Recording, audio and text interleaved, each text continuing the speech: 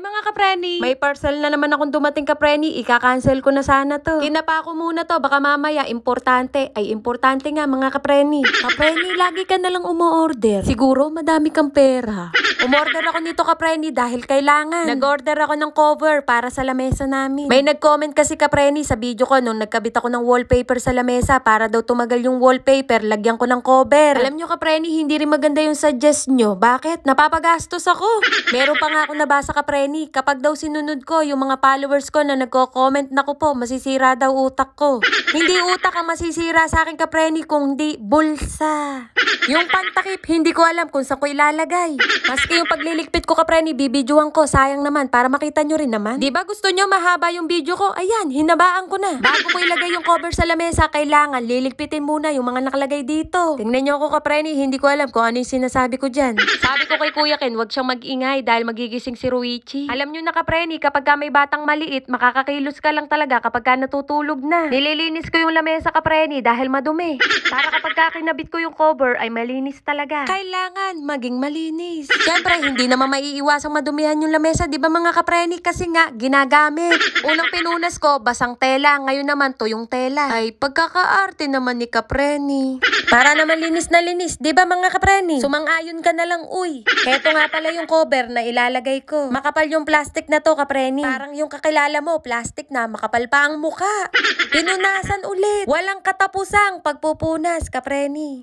Medyo maalikabok kasi mga kapreni yung plastic. Nakakatulong din yung pagpupunas ko mga kapreni para mawala yung lukot. Katulad ng mukha mo, may lukot na. Ginamitan ko pa to ng metro pero mukhang kulang pa. Parang bitin. Yung totoo kasi mga kapreni, wala naman akong kaalam-alam sa mga metro na yan. Ganda lang ang meron at kasipagan.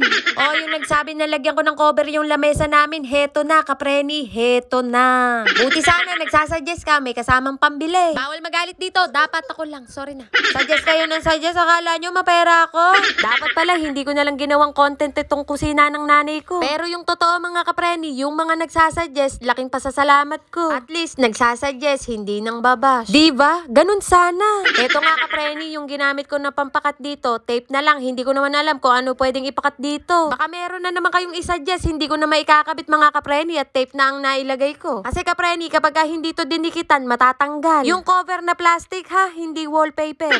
Meron din nag-comment, mag-DIY daw ako dito sa kusina namin. Sabi ko naman mga kapreni, paunti-unti, mahina kalaban. Take your time, sabi sa akin, at aabangan daw niya yon at gandahan ko daw. Aba, kung sa pagandahan lang mga kapreni, ilalaban ko yung pagbumuka ko. Sa totoo lang mga kapreni, napakadali lang talaga magpaganda, basta may pera. Pera. Ayoko sana lagyan to ng plastic cover. Dahil yung wallpaper na nilagay ko dito, pwede naman mabasa. Ewan ko ba, bakit nyo ako napasunod? Bakit napabili ko? Na-hypnotize yata ako kapreni. Sus Mariosep mga kapreni, kung ano-ano na lang ginagawa ko dito sa lamesa ng nanay ko. Tapos ang mapapansin nyo, yung cup noodle sa paanan ng lamesa. Pinapalitan yung tubig niyang kapreni. Kailangan ko pa ba i-content para malaman nyo? Ang dami nyong alam kapreni, buti na lang ako, walang ganong kaalam-alam. Ano ba yung kapreni? Napakatagal ng video mo, nakakainip panoorin. Kailan ba matatapos yung pagdidikit mo ng tape? O ayan na nga kapreni, huwag kang magmadali, tapos na o. O tingnan nyo na lang mga kapreni, yung nilagay ko, pati ako, tingnan nyo. O ayan, pwede na malagyan ng tubig yung lamesa namin habang buhay, hindi masisira. O pagkatapos naman mga kapreni, magtutupi naman ako ngayon. Kaya madami yung karton dito kapreni kasi nga nagbebenta yung nanay ko. At para makabenta siya, iipunin na muna niya. Sabihin nyo, napakakalat namin dito.